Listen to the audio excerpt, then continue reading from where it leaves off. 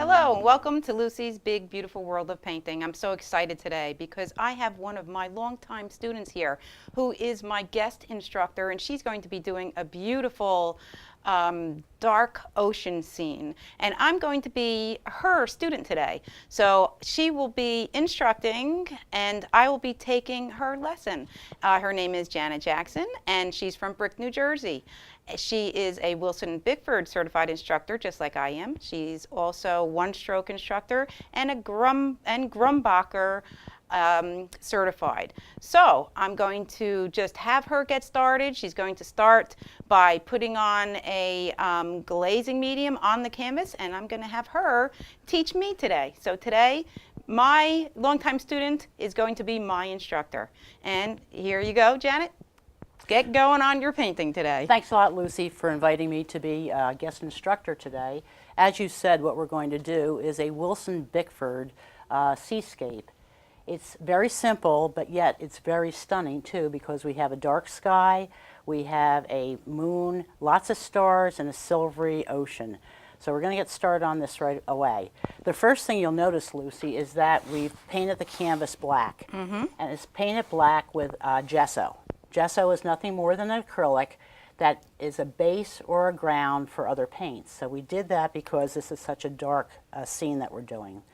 The next thing we're going to do in order to make the oils move more easily is use a clear glazing medium, which is in this case Wilson Bickford's clear glazing medium. You want to make sure that you put it on the canvas and rub it in. Now, the most important thing when you're doing this is you want to make sure that you don't use too much. This is just so the paints that you put over top of it later will move more smoothly, but you don't want to put too much on, because if you do, your oils could have a tendency to slide, and you don't want that to happen. All right? Very good. If you notice after you get done doing this that your oils, the medium looks like it's too heavy, what you can do is take a paper towel and just wipe it off. All right? And we're doing the whole canvas with this, right? Because of this, what we're doing here, we need a lot of blending, so yes, we're going to do the whole thing. Okay. So you have to make sure that you scrub it in, and as I say, if you find that you have too much on there, you could actually wipe it off. Okay, good. Okay? All right, you done? Yep, Okay. ready. All right, the next step in the process is what we're going to do is a sky. All right, when you work on a painting, what you do is work from the back to the front. In this case, what we're going to do is the sky, then we're going to do the stars, and we're going to do the moon.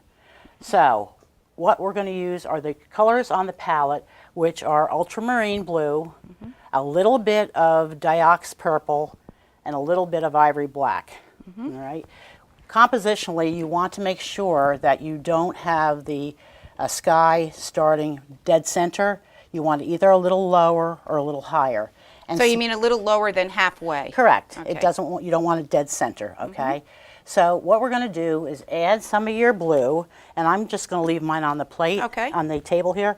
Add some of your blue, a little titch of the dioxazine purple. Yeah, that's a very strong color. And a little bit of black. Okay. And what I'm actually going to do is put a little white in it too, because perspective would say that you want it lighter at the horizon, and as you move up your canvas, what you want to have happen is it get darker. Okay. Okay? So, and we're using a Wilson Bickford texture brush. Yes, we are. Okay, very good. Okay. All right, so starting it down about here, a little bit below center, what I'm going to do is just go back and forth in a horizontal line across the canvas. You can go in every once in a while and add a little white down by the horizon line. And as you move up through the canvas, what you want to make sure that you do is lessen the pressure on the brush. And when you do that, what'll happen is that it will get darker as you go up through the sky. Very good. Okay? Now, you can play with this. You can put more purple in it. You can put more black in it. It depends on the color that you want. Okay. Okay, ultramarine blue has a very purple base. So what you might want to do is put a little of the ivory black in it, Okay. and that will blacken it up a little bit. Okay, because what we want to do is make sure that you have enough dark to support that wonderful silver moon that we're putting in, as well as the stars. Okay. Okay, how you doing? Very good. I'm going to Okay. go put a little more purple because I just happen to Well, be see, a I'm purple not lover. I'm not crazy about purple, so I'm trying to get rid of some of that. I love purple. This is one of the strongest pigments, I think, is that dioxazine purple. Yeah. Oh my. A little bit goes a long way, that's for sure. So we're getting darker as we're going higher. Okay, so Now, you may see that it looks kind of rough with these brush strokes. What you can do in order to smooth out those brush strokes is use a big, lazy 8 or an infinity sign very gently. Just Okay. touch the canvas very lightly. And when you do that, it will blend those brush strokes in that you had before. very nice. Okay? You step back from it and take a look and see if you're happy with the colors that you have. I actually have a little too much purple. Now, I know you like purple, but I'm not crazy about it. So I'm going to put a little more of the ultramarine blue and the black in my canvas. Yep, I do love purple. I'm going to put more purple. Okay. Every time you paint a picture, it turns out a little bit differently. Yes. So because hers and mine will not look exactly the same doesn't mean that we did anything wrong. It just means that our choice of values and the colors that we like are a little bit different.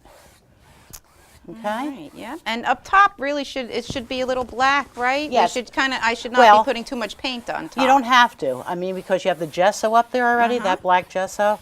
So that black gesso is going to shine through, you know, as your darkness in the top of the sky. Okay, so I I'm not think I'm putting that happy much with paint. mine. Very good. How about you? Yep, very Okay. good. You're going to do the exact opposite thing, exact opposite going down. What you're going to do is at the horizon line, make it lighter, and as you move down through the painting, you're going to make it darker. Now, I'm going to paint the whole thing, and you might wonder why you would be doing that even though you're putting some tan on there. And the reason I'm doing that is because I like the way the blue looks underneath the tan beachy color. Okay, So what I good. suggest you do is go from light to dark, then we're going to put the beach on, okay? Okay. So So- we're not going to wipe our brush, right? We're just going No. to use some more white and Right, same colors you were using just before. a little bit more white in there. And in your case, of course, you can use more purple. Yep, because mine is But already a little mine- more lavender. Mine not so much. Okay, in fact, I want mine even a little lighter than that because, again, at the horizon line, that paint should be a little lighter.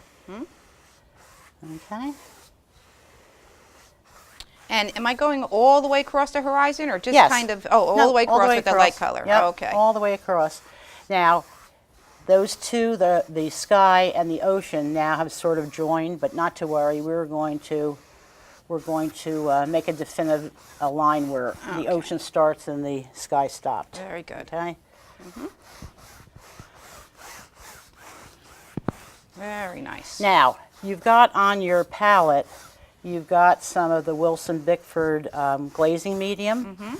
If your paint isn't moving the way you want it to, you could actually put a little titch of that on your brush to make your paint move better. Very good. I love the glazing medium. I actually use it for all of my my pet portraits now that I'm doing so many pet portraits. After they're dry, a few weeks, I just put on a thin glaze over my pet portraits and their faces just come to life. So I love the glazing medium. So it does have a number of uses. Oh, yes. Yeah. Yes. Now also, if your paint wasn't moving, what you could do too is put a little bit of paint thinner on here and it would make it move a little bit easier too. Okay. Okay? So I'm actually adding a little more blue in the water. I'm kind of peeking at yours. Yours looks a little darker than mine. I like it a little bit grayer. Okay. See, again, it's So you just added preference. a little more black. So I like the gray a little bit, too. but I also let right. the black show through from the gesso underneath. Oh, okay. So Yeah. I might be painting a little bit too heavy on here right now then. And I'm going to take another peek at yours. Yeah, mine's a little thicker, but I'm going to go with it. So we'll see what happens. Okay. Now, are you going all the way down, even I though am. you have some beach? I am. You're going all the way down. All the way okay. down to the bottom because I like the way the blue shows through the tan beachy color that we put on. Okay, very good. So there, I think I'll get a little bit of a black mixed in with my glazing. And you can step back from it and see Okay. how you like it. Now, I didn't get a lot of glazing medium on the bottom of my canvas, so I'm actually going to put a little bit into the blue and move it down. Okay? I love that we're doing the sky and the water with the same brush, not even cleaning it. So that's nice and easy. The less brushes we have to clean, the better. Okay. Okay. Good. All right. Okay, the next thing we're going to do is we're going to put the stars in the sky. Okay. Okay? The way we do that is by using your bounce brush. Oh, we're using my bounce brush Right. today. Okay, Lucy's Alrighty. bounce brush. What we're going to do is I put a little bit of the fast flow white on your canvas there, on your palette there. Yep, What okay. you're going to do is mix it in there. Okay. Okay. Just swirl it around. And you've got to make sure that this has the right consistency. If you have too much and it's too wet, you're going to get big blobs of paint on Yes, your, I've done that before. on your sky. If you don't have enough, it's going to be little pinpricks. Now, because this is your brush, why don't you start first? Well, here it is. I put on the fast flow. I put it on the whole brush. So we're using this just like we would. A lot of the acrylic artists actually use toothbrushes for this. This one is a little frayed. I can see Janet's been actually using it a lot, which is good. That's great. So I'm not going to practice. At home, usually I do a little practice. I'm just going to wing it here, and I'm just pulling back the bristles, and I'm actually like shooting these little stars on here, okay? Now, like Janet was saying before, depending on how liquidy the paint is, that's, will show either bigger stars, smaller stars. I have some concentration over here you can see, and I'm gonna put a little more. I like a lot of stars. So I'm gonna put a lot of stars in there, and it's a little messy, and we just clean ourselves up, and that's it. And the same way we do this with the stars is how we also do snow. So it's great for that.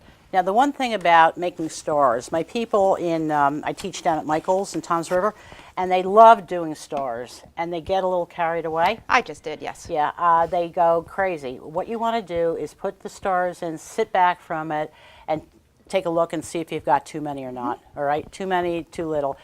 You can always put more on. It's tough taking them off if you got too many, okay? So I'm going to put a few more because I, too, like stars in the sky. And yes, some of it did wind up in the ocean portion, but that's not a problem. We're going to take care of that later, okay? All right, the next thing you want to do is put the moon on. Now, the way Lucy does this and the way Wilson Bickford does it is the proper way. They paint the moon in. I don't do that.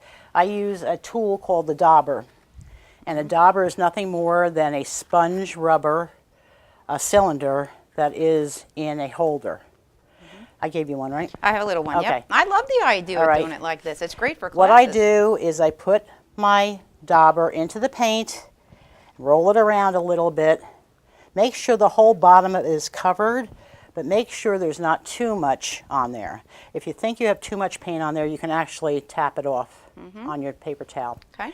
Now, compositionally, you don't want any element right dead center of your canvas. So in this case, what I did is move it right of center. So pick where you want your moon, Okay. put it on the canvas, and in my case, what I do is just turn it like a quarter of a turn and lift it right back off again. Okay. I'm going to make mine a little bigger, so I'm going to go in a circle a couple wanna more use times. this? Nope. Oh, nope, Okay. I'm good. I got lucky that time. All right. Yeah. So that's the way I do mine. I Very know you good. paint yours on, and Wilson paints his on, but I do not. I love Okay? that. I use that in my bigger classes. Okay. Yep. All right. Okay, now what we're going to do is define the area between the ocean and the sky. So I'm going to use a fan brush, and what we're going to do is mix it in some titanium white, going back and forth on the canvas to chisel it up. What we're going to do is very, very lightly and come straight across, okay? All right. All right. Very steady hand. Okay. Okay. Yeah, I think I got it. All right. What you're going to do too next is our ocean is very flat. So what we're going to do is take that fan brush again, and this time what we're going to do is tap it open so that you have the bristles broken open and you have some texture. Okay? Yep. Yeah. And what we're going to do is come across, do a little bit of tapping and dragging. You have to say it like that. Tapping and dragging.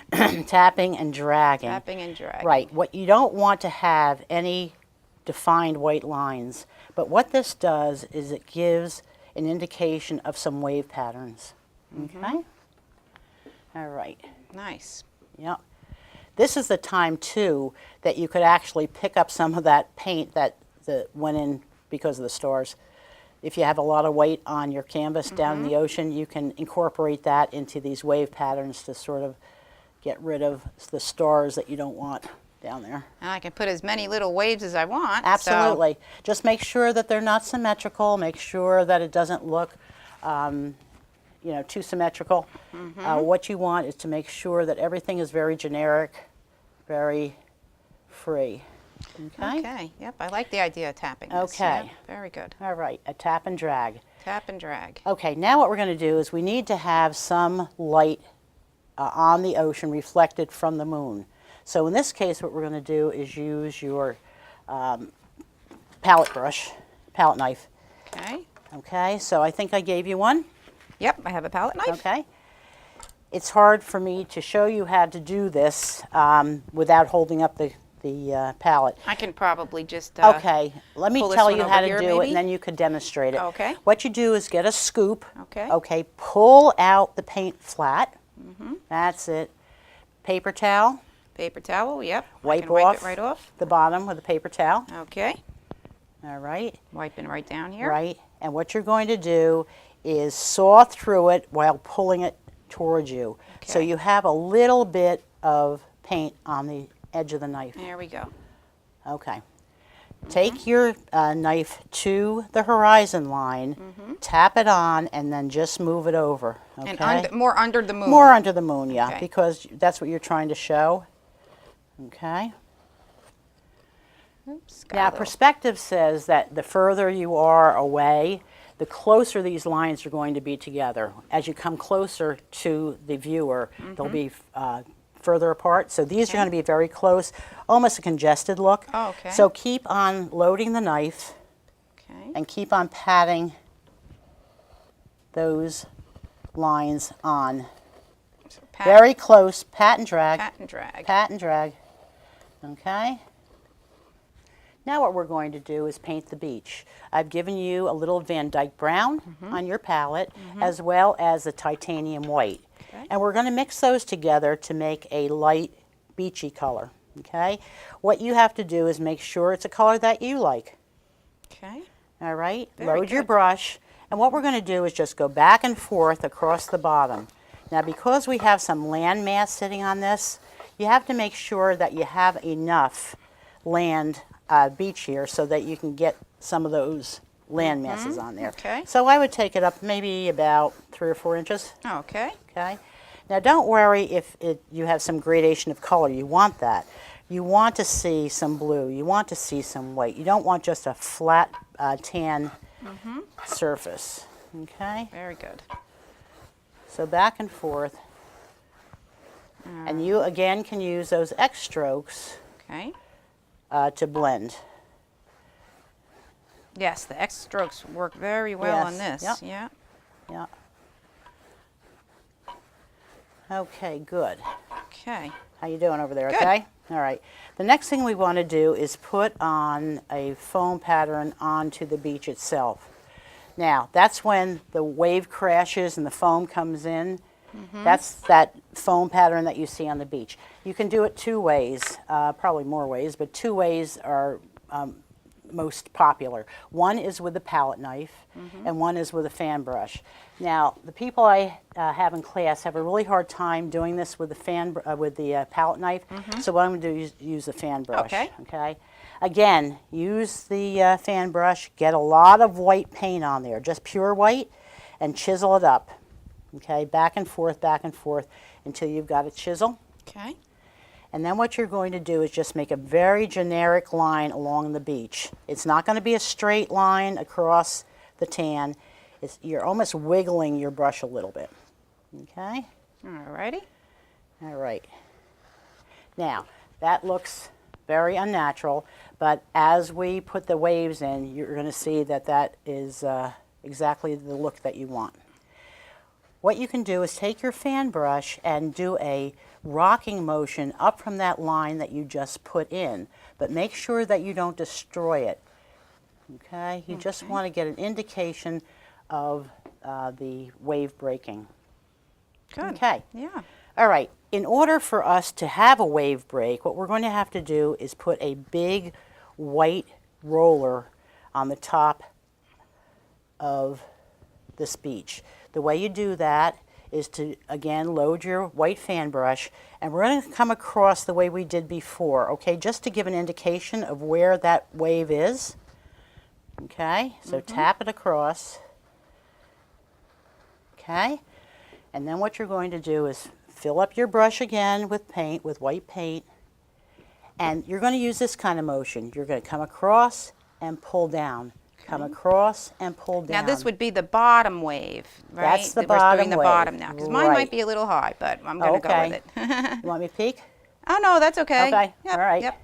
You're going to surprise me, right? Yep. Okay. Okay. Make sure when you do this wave that it is a horizontal, it's an angled stroke. Because Okay. if you make it too straight, that'll look like a waterfall, and we don't want that. I We see. want So it we to should- look more like a wave, which is come over a little bit and pull down.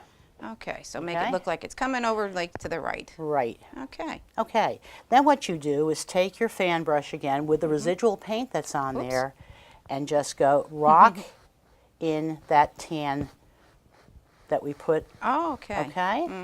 And you have to make sure that that almost lays flat, Okay. okay? No vertical lines. It's going the same way that the wave goes. Very nice. Okay. And then I can bring that up a little bit Oh, of course, into the sure, you want it to. because I have a big space in Oh, there. do Because you? I think, yep, I Okay. think I started a little Okay, high, well, so that's that's okay. good. Yep. That's So I'm okay. just going to bring it up to the bottom Right, more, and with that rocking, right, and then I can pull down some of that wave movement Yep. into it again. right. Okay, I see. Very Okay. good. Yeah. Very good. Okay. Now, we can do one behind it. We can do this one behind it. Okay. Okay. We're going to do it the same way. And that one I can see is a little smaller. Yep. Just bring it across and Okay. do the same motion that we just used going into the beach. Alrighty. And that one's all the way to the end. Very good. Okay. So I'll make sure this time I make it a little bit smaller, Right. because that'll Well, show I that can't it's see behind. what you're talking No, about. but- that's okay. Okay. All right. I'm going to go right down. There we go. Very good. Okay. The last thing we're going to do before we do some embellishment on here, if we have time, is we're going to put the land in here, and we're going to put the sea oats in. Okay. And here I have some green, but I may use it have more dark than the green. Okay. It's up to you. I gave you some sap green, Okay. so let's do that. Let's put some black on the brush. And we're using the texture brush Yeah, again, just right? like we've used the whole time. Okay, so I had some blue on there. That's okay from before, right? Since we're going to Yeah, put black sure, on it? absolutely. Okay. So And some let's- black. And just tap using almost a clock analogy. You don't want everything to go the same direction. Okay. So make sure that you're tapping very freely, some at the 1 o'clock, 12 o'clock, 3 o'clock. Just make sure it's a very generic piece of land there. You don't Okay. want it all going the same way. Okay? Now, I think we're running short on time, so I'm only going to put the land on the one side, Okay. okay?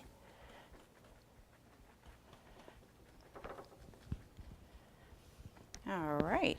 All right, and I have this little piece down here also that I did. Okay. Okay. Yep. Very nice. Okay.